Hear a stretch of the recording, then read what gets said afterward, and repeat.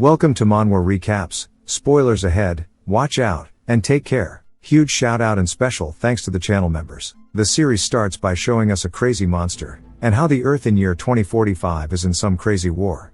We see one man getting his head cut off, and another getting turned into a donut. While they all realize how helpless they are in the face of this monster, one of the men completely accepts his fate and looks down at the floor, wondering if this is the end. The monster goes to finish him off before he gets saved by someone else who cuts apart the monster. It seems surprised, but recognizes him as a threat, so changes its target priority to him. He easily stands his ground, deflecting all of its attacks, dismembering the tentacles that fly in towards him. He then sidesteps a big swipe, but it's what the monster wanted, as it goes to swing down straight at his head. But he stays calm and blows it apart with his pistol, and tells the man to get up, as they are going to keep moving. He is the commander-in-chief of Earth's final defense force, named Han Sung. His men say yes sir, and he picks up his gun and starts firing away as well. Han Sung explains that humanity has been at war against monsters for decades, and now, after endless battles, only a handful of them remain, and their goal is right before their eyes at last. As he bobs and weaves through the attacks, we see him preparing to land a good few shots before a giant gold magic circle appears before him and beneath him. Han Sung asks what this is. As his soldiers sit there fighting, his body starts to get transported away. His soldier turns, looking for him, only seeing his gun on the floor. Han Sung then hears a voice telling him to heed their call, as we see him chained up, staring at a group of cloaked people.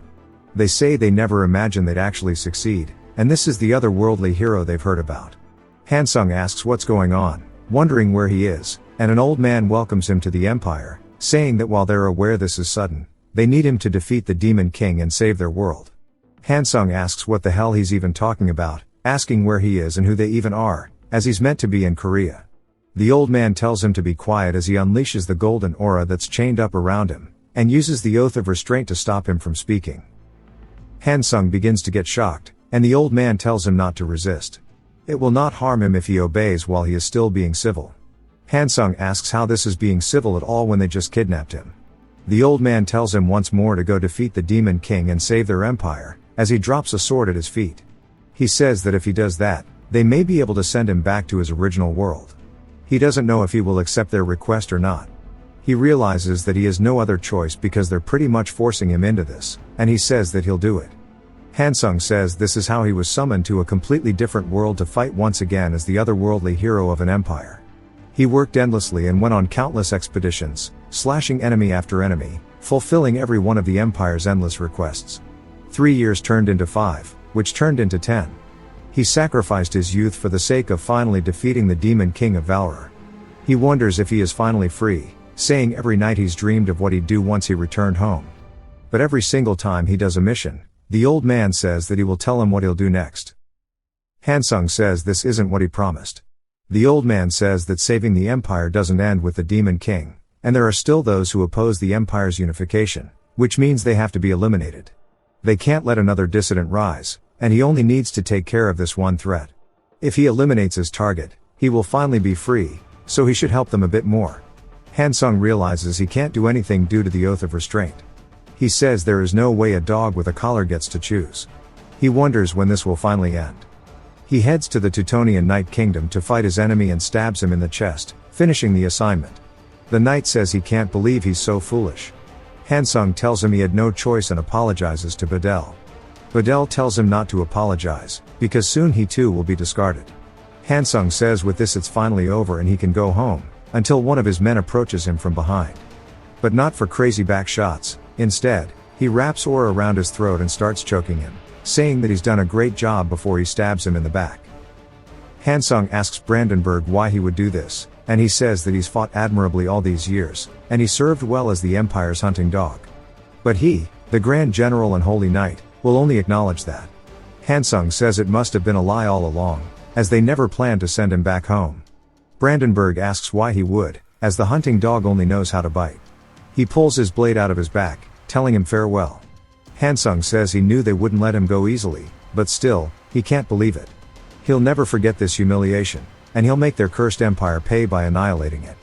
That night, once he died, he closed his eyes, but when he opened them again, he was reborn. He reached for his mother, and he wonders who she is because he's seen her face before. After she pinches his cheek, He says he remembers. This man was the continent's greatest necromancer and black mage, named Duke Saxon. This place must be the Empire's headquarters of forbidden magic, Necropolis, which is the location of the Black Tower. The stone of reincarnation that can only work once is successfully activated.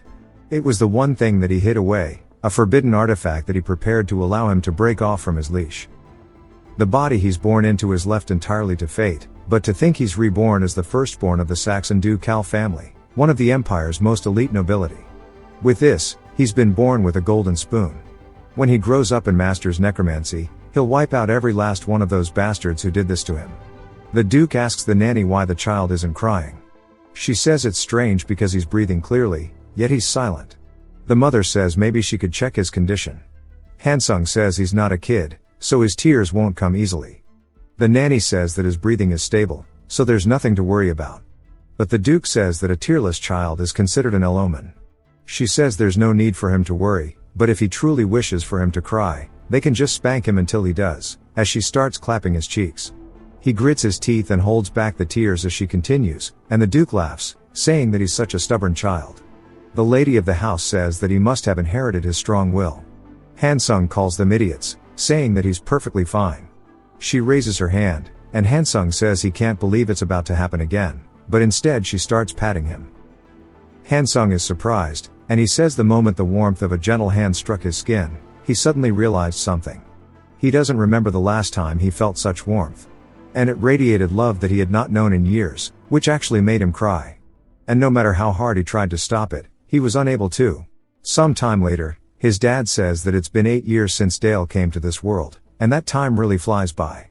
His mother agrees, and she asks if Dale is still in the study room. I guess that's Hansung's new name. He says that he's never put down books ever since he was 4 years old, and his father says that it's because he takes after her, and that he's interested in magic.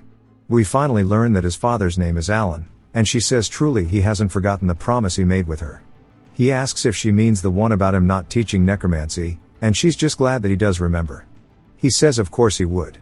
With a gift he's prepared for Dale's birthday tomorrow, but before he can finish his sentence, there's a knock on the door. He wonders who it is, and the maid enters, calling out for him in a panic, saying that there's a problem with the young master, and they both look worried. They quickly run down the hallway and barge into the room, asking him if he's okay, and he looks back as a blue aura starts to float around him, and he calls for his parents. His mom runs over asking if he's okay and what happened, and he tells her that he's fine, while his father Alan says that he can sense mana in the air, but finds it crazy that an 8-year-old could do that. While his mother's coddling him, Alan walks over asking if he just released mana from his body. Dale says he knew he would find it strange, and he didn't expect he'd release mana this early. If he doesn't answer fast, he might suspect something, but Alan smiles, saying as expected of his son. He pats his head, telling him it's a shame he can't teach him necromancy himself. Dale asks how the hell he's meant to take revenge if he can't learn necromancy, and his mother says that the servants will clean this up, and he can go back to his room quickly. He says okay. Now that he walks away, we finally learn that his mother's name is Elena. Alan tells her that he's thought of a gift for Dale. Shortly after, during his birthday banquet, we see a bunch of people wondering when the young master is finally going to make his appearance. Dale sits on the second floor, saying that it's so noisy, he can't believe all these people came to celebrate his birthday, and it's low-key exhausting. He says maybe it's because he was used to being treated coldly as a hero before, but being treated like a noble son still feels awkward. He can't stop thinking about the day before yesterday when he destroyed the desk. He never would have thought that something reminiscing about his past life as a hero would make the man inside him go rampant. He didn't expect to even find himself in a book labeled The Life of the Hero from Another World. It's a waste not to use his talent for necromancy, but he doesn't know how to convince his father. He overheard him say that he's thought of a gift, so maybe he should ask him to teach him necromancy instead, but that might be a little difficult. His mother then enters saying that they've kept him waiting, and tells him happy birthday. Dale just asks who that is behind her, and she tells the person to greet her son. She introduces her as an elder of the Blue Magic Tower, as well as a master of water attribute magic. Her title is the Enlightened Demon, but her name is Sephia, and she will be his teacher. She says she looks forward to working with him, and Elena tells him once more happy birthday. Dale says he's crazy that he's getting an elder of a magic tower as his master, which means that water magic is focused on defense and disruption, meaning his mother really doesn't want him to learn dark magic. Sephia asks if she can speak with him privately for a moment, and Dale says sure. They head outside, and she says that he may have already heard, but she was told to only teach him water magic, and he must be disappointed because she can tell he wants to learn something else. He asks how she could tell, and she says of course he would want to learn necromancy just like his father. However, the conditions of the Duke's marriage are known across the empire. When she was courted by Alan, she feared his infamy. To reassure her, he promised never to pass his dark arts to their child. She remembers their wedding, where the elders of the Dark Magic Tower wore white instead of black clothes. Since that vow was made, learning dark magic immediately became difficult, but she'll persuade Elena somehow, asking Dale if he will follow her guidance. He asks if she doesn't find necromancy distasteful, as she's an elf who values the law of nature, so reviving the dead must be weird. She laughs, saying that it's amusing, and says she thinks the same of priests who bring the dying back to life, as that's not the will of nature either. Be it necromancy or resurrection, they both look the same to her. Dale says she's not like the usual narrow-minded elves, and she might actually be a good master. She says it's time for their first lesson, and she's already heard he's formed a fragment of his mana circle. His first goal will be to expand it and complete his first circle. Dale says this is perfect, since most spells he's read about require at least the first circle, which means he'll get to try them out. She tells him to place his hand over his heart and focus. He starts to do so, saying that this world is very unlike Earth. It's fully abundant in mana, but unless you're an ancient being like a dragon, you can't handle raw mana directly, which is why humans require a filter, otherwise known as the mana heart circle. He needs to gather the scattered fragments around his heart and assemble them, and make them rotate steadily. He laughs, saying that the circle is like engraving a mana flow path into your heart, and it's just as his master said. She tells him to carefully rotate it around, and it'll usually take a month, so not to rush it. He says he doesn't think that'll be the case, because he just did it, and demonstrates it. She looks dumbfounded, saying that if he just did it after a few minutes, he might just be a natural-born prodigy. She asks if he can even release mana through it, and he says he'll try.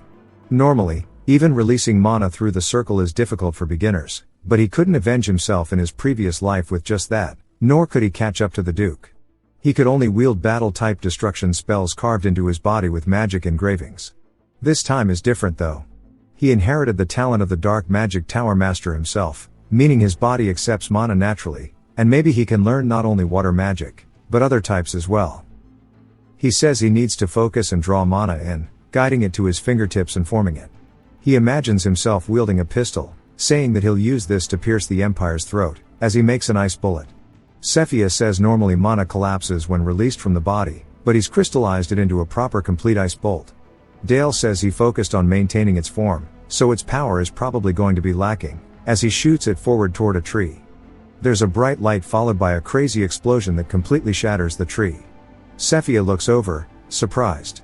She says that it pierced straight through the wood, and this level of precision isn't something an 8-year-old should be able to achieve, and she wonders just who the hell this kid is. She walks over and looks at the tree, saying that she thought it would be at the level of moving mana at best, but it turns out the ice element has been included during the mana release. It was basic magic, but for him to display magic that absorbed the chill nearby so perfectly is insane. Dale walks over, asking if he did something wrong. She smiles while staring at him, and says that the intricacy of the magic formula is far beyond something a child should be able to create. It takes rotation, and acceleration, and congestion. The magic included the 3 formulas known as the golden ratio of military magic. Him being able to project, and cast such a spell, is just absurd. Dale asks if anything is wrong, and she says that it's nothing, and she can see why his father will find it regrettable, and we hear him asking her later why she can't teach him. If he reached the first circle within only a few minutes, then she should certainly be able to, but she says that as soon as he reached it, he used a perfect lethal spell on the spot. Alan looks surprised, and she says it was hard to believe that an 8-year-old child casted it. The military magic formula was used in its creation, and it was a perfect golden ratio. Alan asks if she's saying that because she's part of the Blue Magic Tower which pursues non-violence, that she can't teach him. She says that's not the case, and if anything, she feels a strong urge to guide him to the right path.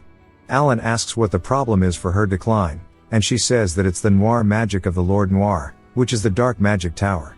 Alan looks surprised, and she says that it seemed that Dale already possessed magic he wanted to learn, and she's heard about his love story, and while she respects the promise he made with Elena, that does not give him the right to decide his child's future, especially if it's someone with such great talent, such as the young lord.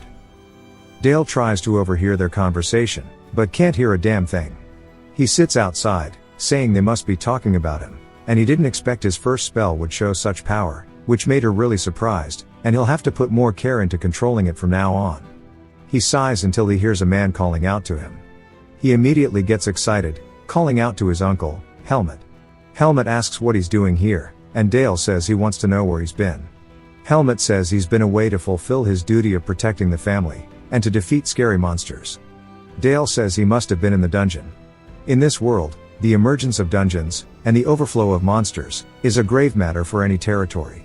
Since the time when the Demon King was still alive, monsters descending upon civilian areas have always caused a lot of trouble, and that's why the knights of each domain primarily devote themselves to clearing unexplored dungeons within the Demon King's territory, and eliminating monsters that have overflowed through dungeon breaks. In particular, the situation in their duchy is several times more severe than in other territories, and the reason for that is him. After his past life defeated the Demon King, the Duke was ordered to make the Demon King territory into a territory of the Empire by subduing the monsters that reside there. Dale tells his uncle Helmut to watch out for himself, and Helmut asks what he's talking about, before Alan exits, saying that he seems to be in good health. Helmut greets him, and Alan says he appreciates his hard work in the recent dungeon raid. Then Elena comes over as well, and Dale wonders what she's doing here. She sees him, saying that she's heard he's reached the first circle, and she's so proud of him. Alan as well congratulates him, saying if there's anything he'd like to tell his father right now. Dale says that if he asks him to teach him necromancy, he might look too cunning, and he says that he wants a little sister, making both of his parents blush. They say they'll try their best, and Dale says he's excited for it. While Helmut and his boys try to hold back their laughter, the rest laugh at him. That night, Dale says trying to act childish at this age is just too much damn work, and he feels tired because he used magic. When he goes to bed, he's instantly having a PTSD dream of Brandenburg telling him it's good to see him again. He says that he sure is sly, to think he'd grow soft this easily, asking if he was happy to have a great house with loving parents, and surely he's not thinking of revenge, because the Empire will find him, and they will keep searching for him, and end him until all of his traces are gone from the face of this earth. He wakes up in a cold sweat, as his mana is swirling violently. He says it feels like his heart's about to explode, and this is the mana rampage that he's heard about. He exits his room, clenching his chest, saying that the Empire won't let him go until the end. He makes his way outside, saying that he thought it would get better if he got fresh air, but it's just getting worse, and worse. Sephia says he seems to be in a tough spot. She then starts to release aura mana from her hand, saying he's such a talented child, but she can't help but feel a sense of danger. She puts her palm on his chest, saying once malice takes over the child's magic, it'll be irreversible. And she starts to correct his flow of mana to get rid of the rampage. Dale looks down, saying it's actually gone, and then she calls out to him, telling him that the essence of magic is the mirror of his heart. That is the reason why each mage has different individuality, even though they might use the same magic, and his talent in his magic is taking other people's lives. It's a very dangerous talent, and that is exactly why she finds it fortunate that she'll be the one teaching him. She hands him a necromancy magic tome, and she says it may be fate that she'll be with him from now on, and tells him happy birthday. He instantly starts hugging her, and she says that he sure is a needy one. Sometime later, outside the northern gate plains, Dale is looking around, and asking if they're here for the rabbits. Sephia says they are, and that he needs to recall the times he went hunting with his father. He says okay. He starts to prepare his magic. The rabbit notices it as well, but it's too late. As Dale rears back his fist, he yeets it forward, exploding the rabbit in a single strike. Sephia says despite taking a life, his hands do not waver, and says that even if it's the same spell, its form varies infinitely from mage to mage, and asks if he knows why. He says that he doesn't. She educates him, saying it's because one's magic is ultimately a mirror reflecting their mind, and materializes what lies in your heart through mana particles. Therefore, magic inevitably reveals the landscape of your inner self. He wonders if this is a bad thing, and she says terms such as firewall are merely stepping stones of imagination to solidify a mental image. Even the magic taught in the magic tower is no different. The red magic tower values order through strength, and the blue values order through harmony, and each magic tower's philosophy is projected into the form of their magic. The philosophy emphasized by each magic tower forms the foundation of their magic system. Besides the red and blue, there's also the black, and white, and green magic towers. She guesses that it's still too early of a topic for someone so young. Now that he's killed another rabbit, but this time didn't delete the thing, she says that the most basic form of necromancy is raising a zombie. It is the art of animating a corpse using mana strings to control it. The head, spine, and knees need to have threads of mana tied around them until it starts standing up. She tells him well done, and asks if he's ready to move on to the next one. He says yes. As he starts to cast a spell called Frozen Armor, his eyes begin to swirl, and he slams the ground, and an ice beam flies straight towards the rabbit, enhancing it with the spiked armor. She says his execution of the armor is very different, and that the form is proper, but now they can actually test its defense. She launches out an attack, and Dale watches anxiously as it hits the rabbit directly, and all it did was chip the armor, and the rabbit is still standing. Dale says that it actually blocked her attack, and she tells him that was great, and he seems to have something he wants to say, and asks what he wants. He says that he would like for her to instruct him on how he can better utilize water attribute magic too. She smiles, telling him no. He asks why not, and she tells him that what he performed today was a very basic form of water magic, but like all magic, the water attribute demands deeper insight and higher levels of understanding as it develops. For most beginners, even learning one type of magic is difficult. To handle two types simultaneously is what they call a dual mage. At his age, it's nearly impossible, and from her view, it seems like excessive ambition on his end. Did he not just control necromancy, and ice though? He asks what she's talking about, and asks if everything that he's shown her still isn't enough. She said herself that they'd find his path moving together. Realizing that she's a bit wrong, she tells him that she'll end today's lesson here.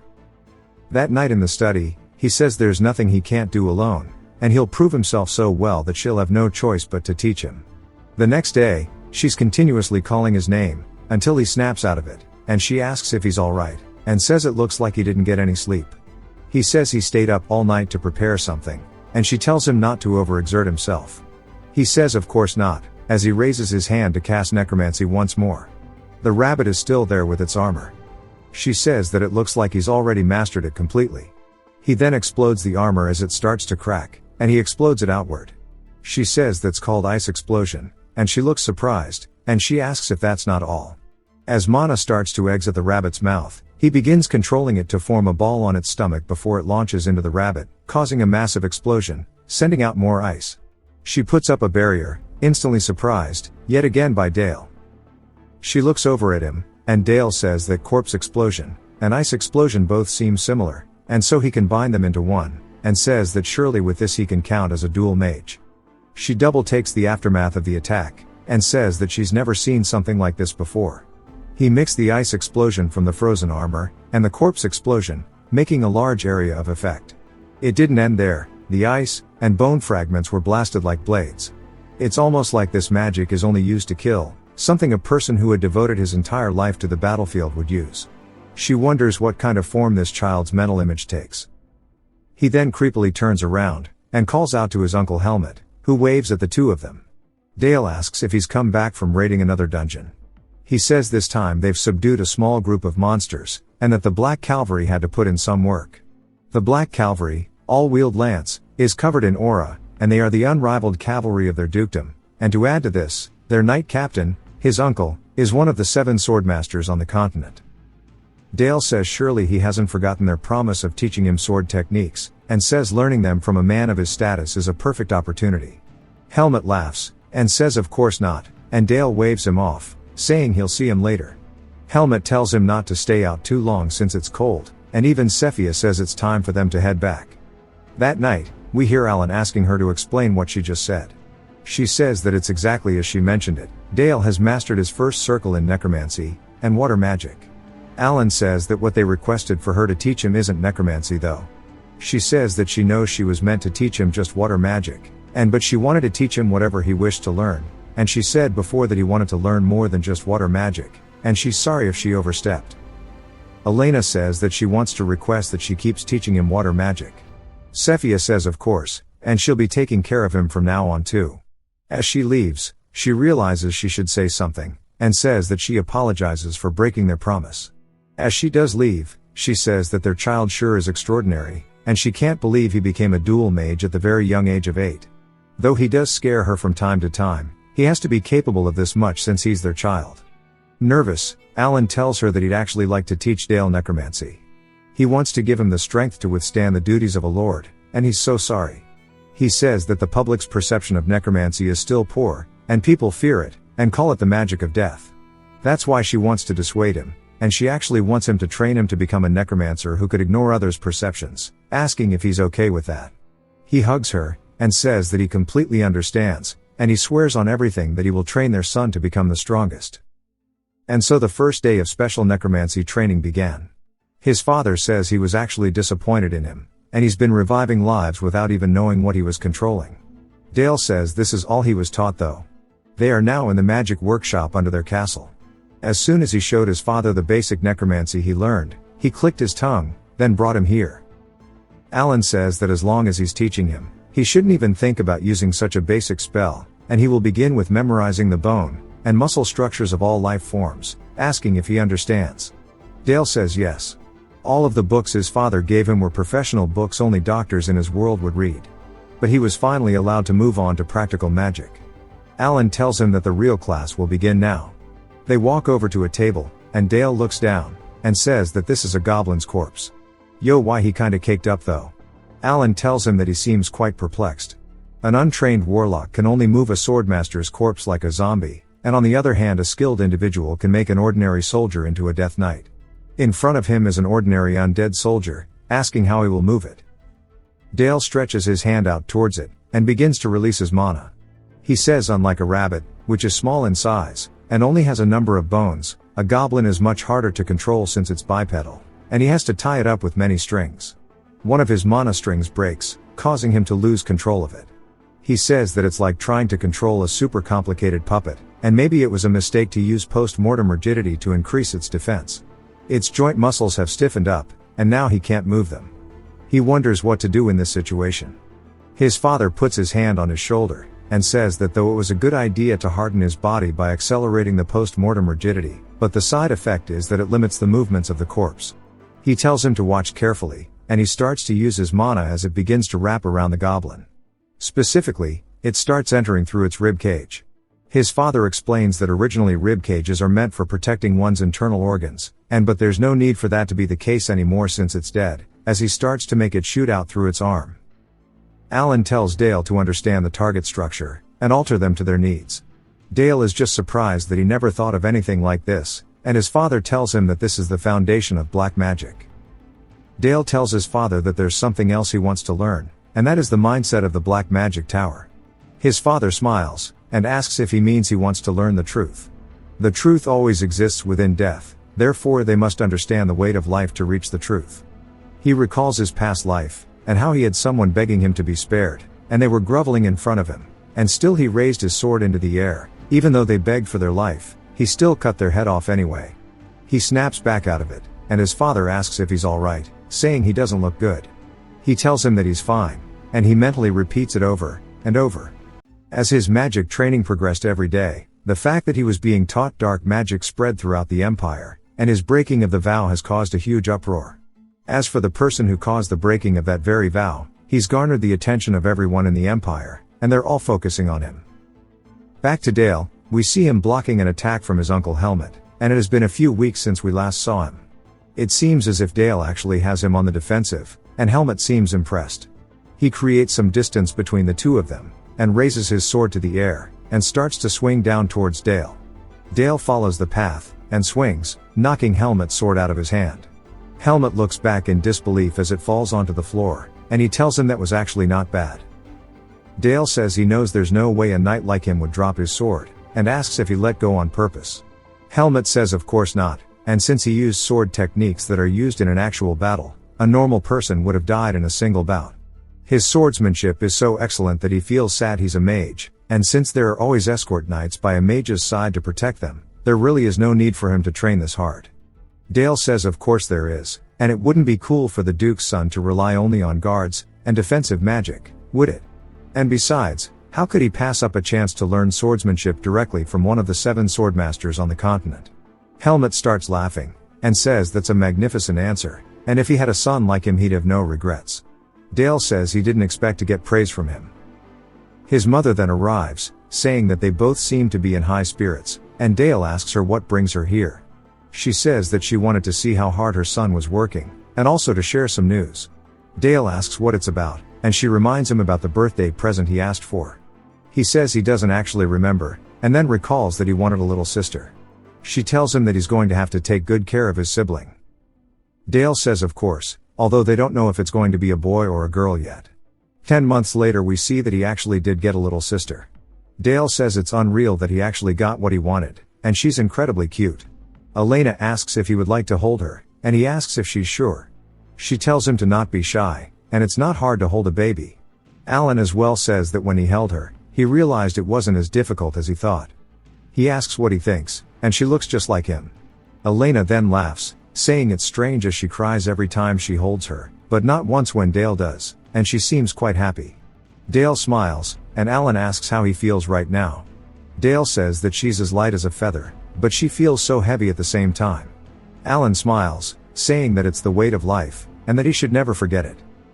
Elena claps, and says that it's about time for his lesson, and she's sure Sefia is waiting. Sefia tells him that today's lesson is real combat. Dale asks if he can fight seriously, and she tells him not to hesitate, and come with his full strength. He says okay, and begins to channel his magic. She just wants to see how much he's improved, and he launches out 2 ice bolts straight at her.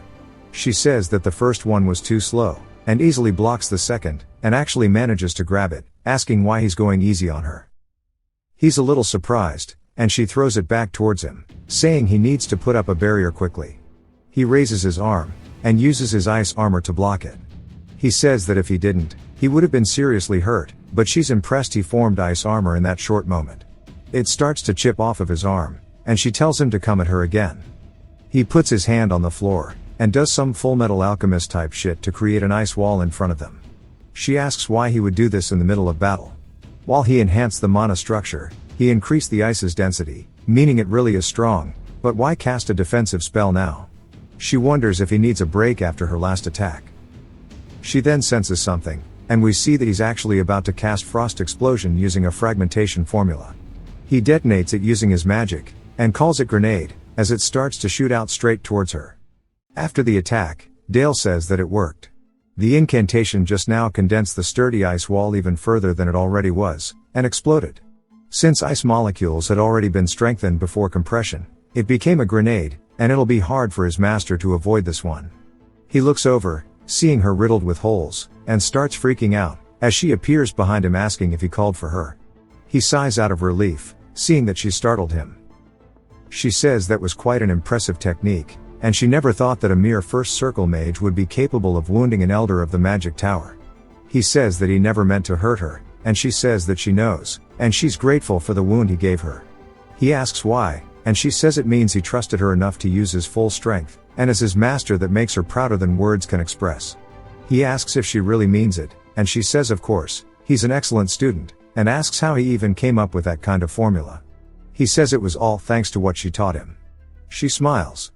It jumps to her looking worried as Alan is asking about the wound on her cheek. She says that she was careless while teaching the young master, and his formula was extraordinarily sharp. He says that he's always indebted to her. She says nonsense, teaching a talented student like him is a joy for her as well. He then asks if he can make one more request, and she tells him to go ahead. He says that they've received reports that a group of orcs cross the mountain range into their territory, and it's nothing a small cavalry squad can't handle, but he intends to send Dale into this battle. She looks worried, telling him that he's not ready yet. Alan says he won't be expected to fight on the front lines, but nonetheless, defending the territory is the duty of their house. As the Duke's heir, he must understand that responsibility. As much as he loves Dale, he's no exception to this. She asks what he wants her to do. He says that he'll be entrusting Dale with his artifacts, so he wants her to guide him until he learns to control its power. An artifact is an object imbued with immense power and will, and it can only be used by offering either mana or your life itself as payment. The stronger the artifact, the more dangerous and uncontrollable it becomes. In some cases, it's even fatal. This is all Alan explaining it to Dale, saying that their family has since mastered the art of handling it. As they are walking to the artifact vault, Alan says that as the Duke's heir, he must also prepare for the upcoming battle. Dale pretends to be surprised, but in reality he's excited. Alan says that he'll be joining the subjugation force to exterminate the orc horde, And however before that, he must first learn how to control the power of darkness that their family wields. As he opens the artifact vault, Dale is genuinely surprised. Alan says that these are the Demon King's artifacts they manage, and they've had them since their ancestors conquered the Demon King's domain, and that they cannot even compare to ordinary artifacts. Dale says that he can feel the intense mana radiating from them. Alan says that they all contain immense power, and are extremely dangerous, and until he learns to control them, he shouldn't touch anything recklessly. But when he looks over, he doesn't see him, and starts wondering where he is. We learn that a couple of moments ago, he walked around by himself looking for an artifact that suits him. A shield started talking to him about how it knows he has people to take revenge on, and it can sense his hatred, and it's not just him, multiple artifacts are calling towards him. He says that they're all resonating with his lingering resentment, but this isn't enough, he needs something stronger. He then spots a cloak in front of him, asking when it got here, and recognizes it as a shadow cloak. He says during the hero's era, the Duke of the Demon King's army used this top-grade artifact and had the ability to give form to shadows, making him an incredibly difficult opponent to face. He says he can't wait to try it on, and he instantly equips it. His father screams out for him, and so does Sephia, before the shadow starts to envelop him. All he can see is darkness as there's a puddle at his feet, and he hears a voice echoing that it's hungry. Dale says this means it's beginning. This is not an ordinary shadow. The one who wielded this in the past could summon storms of shadows and move darkness as if it was a living thing. To truly control it, the host must make the shadow creature submit. As it starts to fly towards him, he says he knew it wouldn't be as easy as talking to it, but then he's surprised by something. On the outside, we see that his father and Sephia are staring at the shadow orb. She says that it's been a while, and asks if they should be worried. Alan says that if this continues, he'll lose his sanity, and be devoured by it. Sephia asks what they have to do then, and Alan says they need to pull him out by force. But as soon as he goes to do that, they're both blinded by a light before Dale himself comes out of the orb. They call out for him, and he says that he's right here. Sephia runs over, asking if he's alright, and he says that he is, but Alan is just confused on how he's unscathed, asking how a child could endure such a powerful artifact. Dale tells his father he has a question, and his father says to shoot. Dale then asks if he can try on the others too, and they're both confused, but he tells him sure. Dale thanks him, and so began his exploration of the vault that took all day and night. A few days later at the training grounds, Helmut is asking if he's really wearing the shadow cloak. Dale says that's right. Helmut says that that artifact is said to be incredibly difficult to control, and asks if he's truly okay. Dale says that he's fine. Aside from a slight prickling sensation, there's nothing wrong.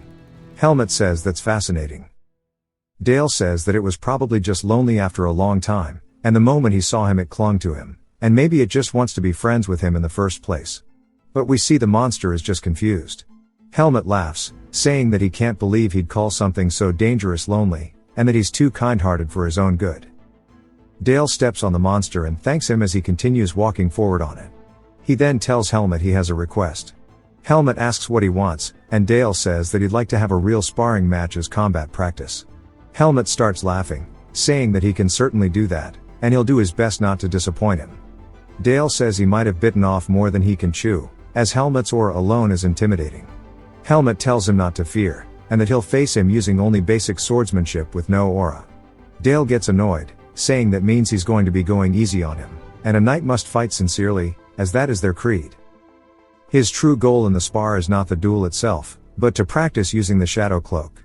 The power of the weapons he can form from its shadow creatures will determine the artifact's true worth, and for that this battle will be a necessary test. He launches the first attack, which he calls Shadow Blade Rush. Helmut rears back his blade before cleaving through them in a single strike. Dale says for him to break through with brute force is incredible.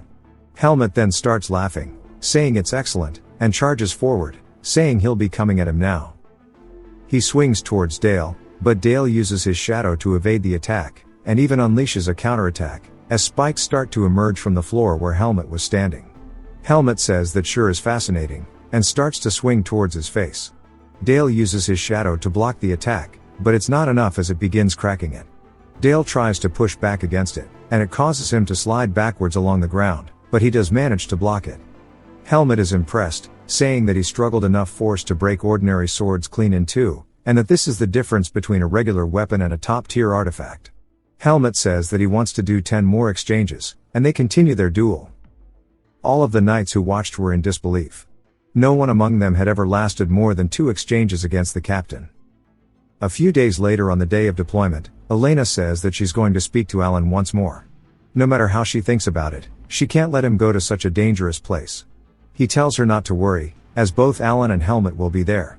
She says that if something goes wrong, he might get hurt, and he says that he needs to become stronger so that one day he can bear the weight of the dukedom.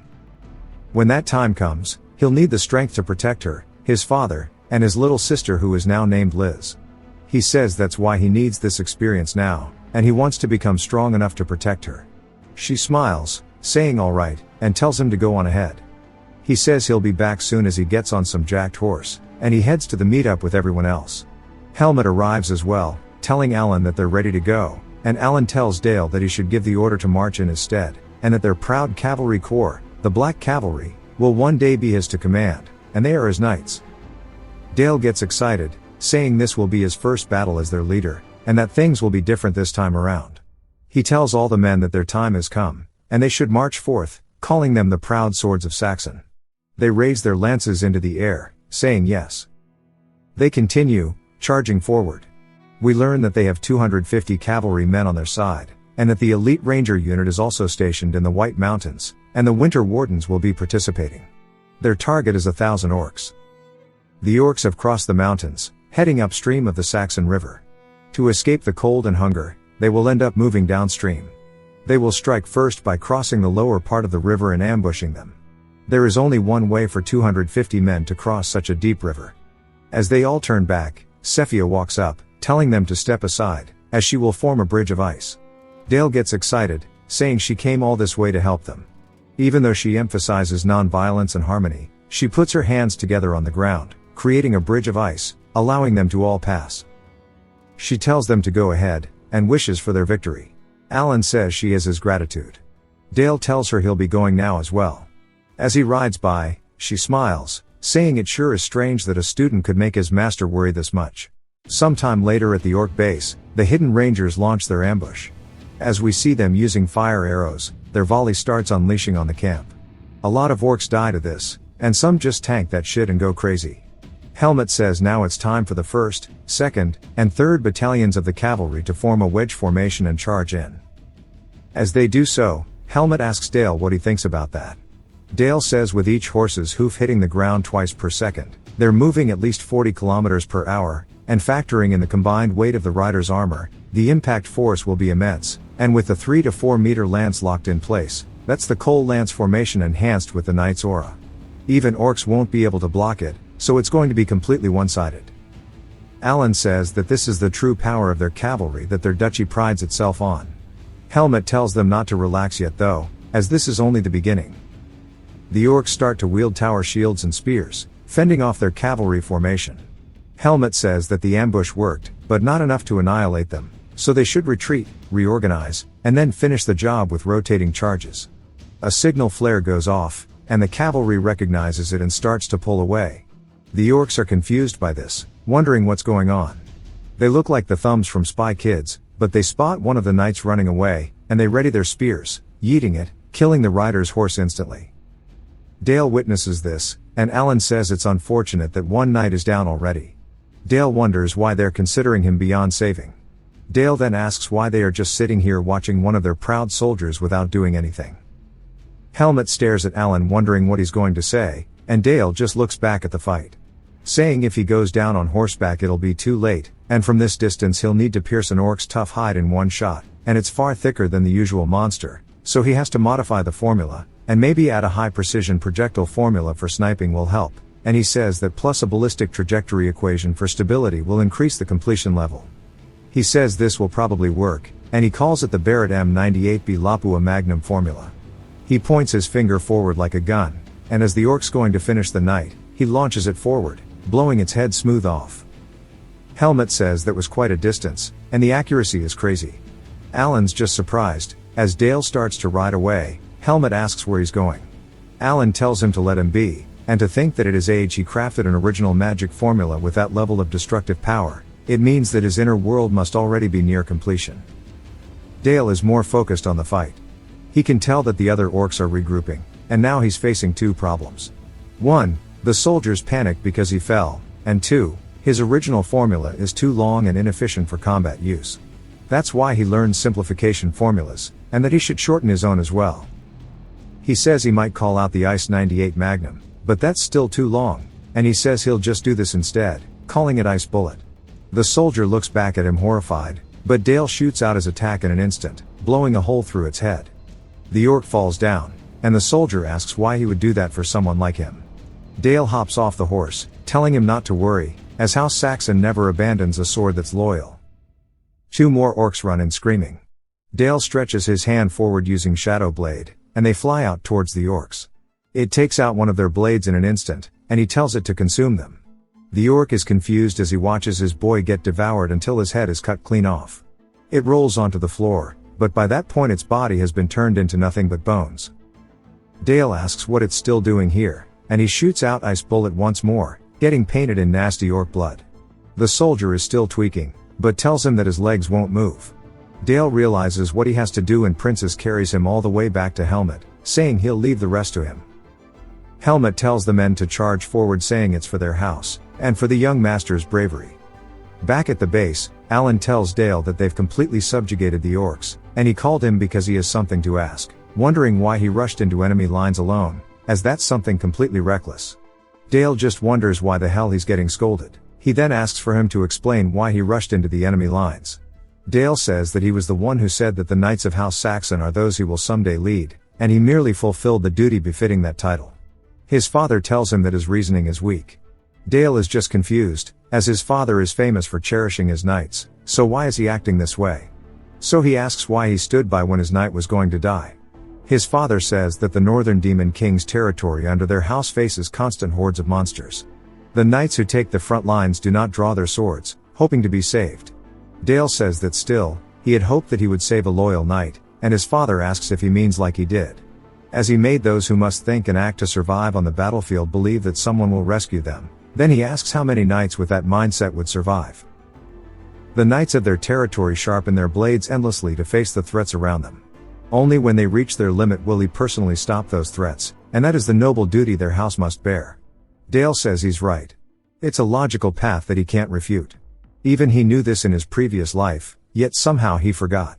His father puts his hand on his shoulder, telling him that the way he acted upon his will was impressive, and he should never lose that spirit.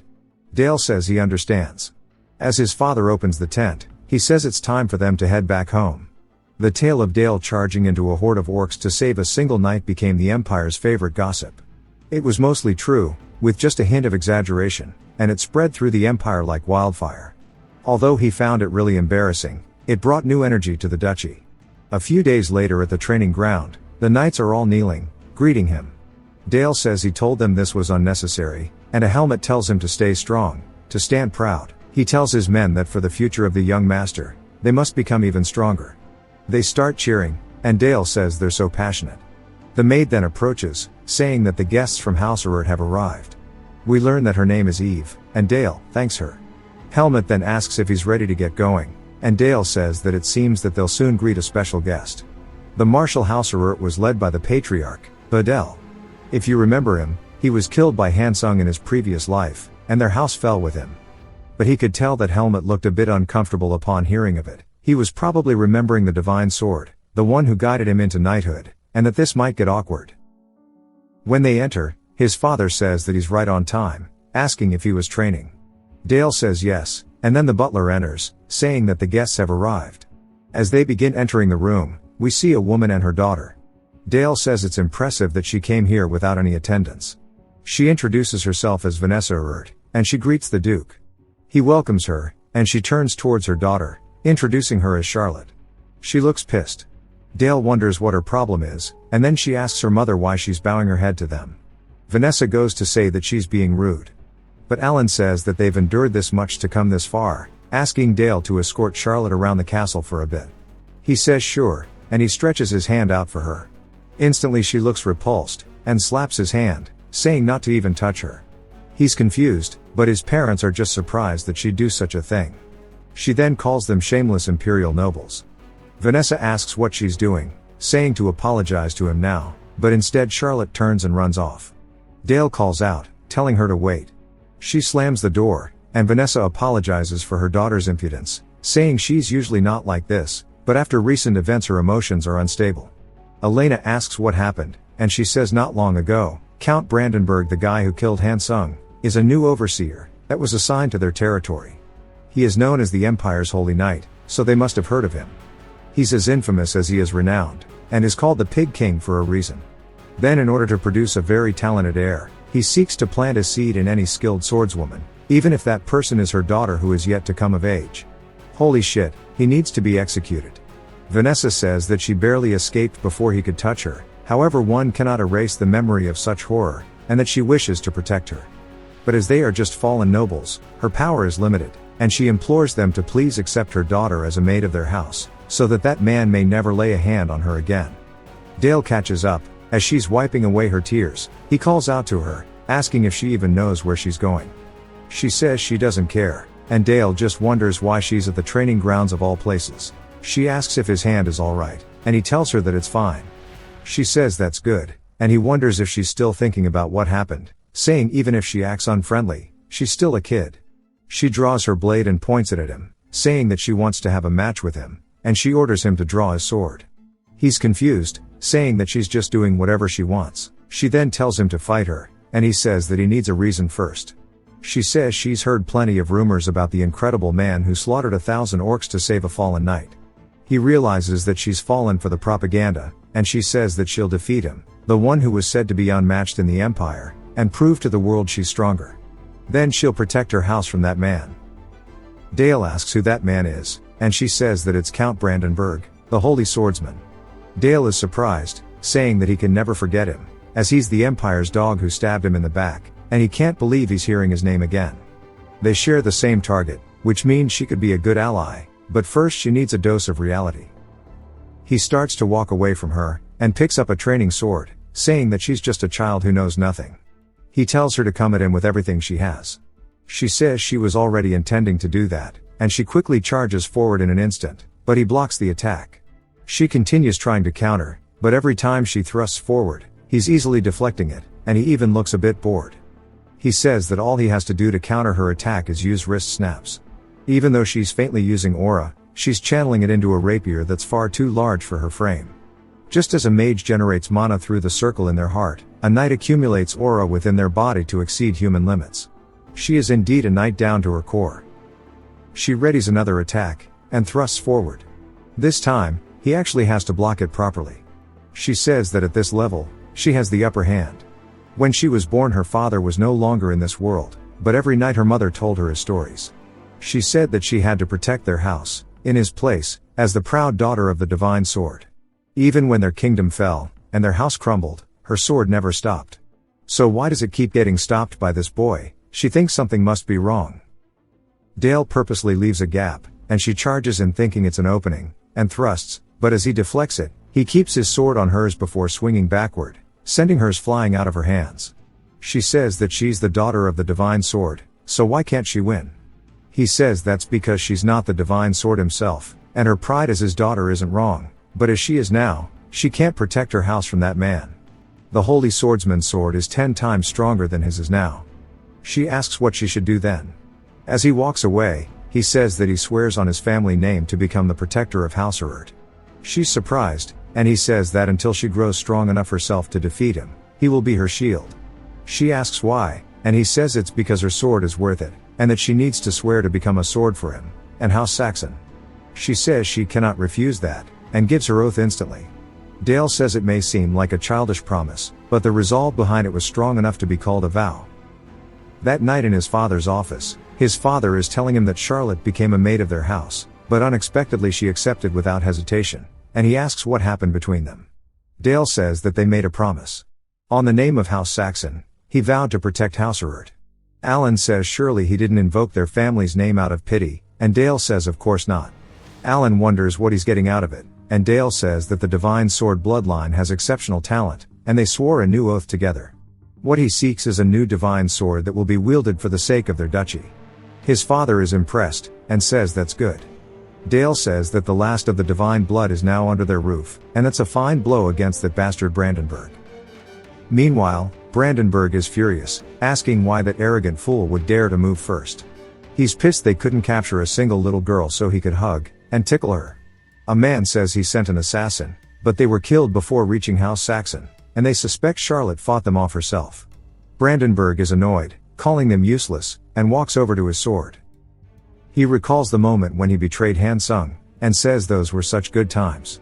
He picks up the holy sword Durandal, and starts licking it, saying that he can't wait for his lovely little fiancée, and he'll make sure she breeds the perfect heir to wield the holy sword. He orders the man to contact the Thieves' Guild, send them to the Duke's territory, and pay them anything they ask, as long as they bring Charlotte to him. This guy needs his jewels cut off. If you've watched till the end, comment, "Jewel," to let me know. Subscribe for more videos like this, leave a like or a comment to help the channel out. Thanks for watching.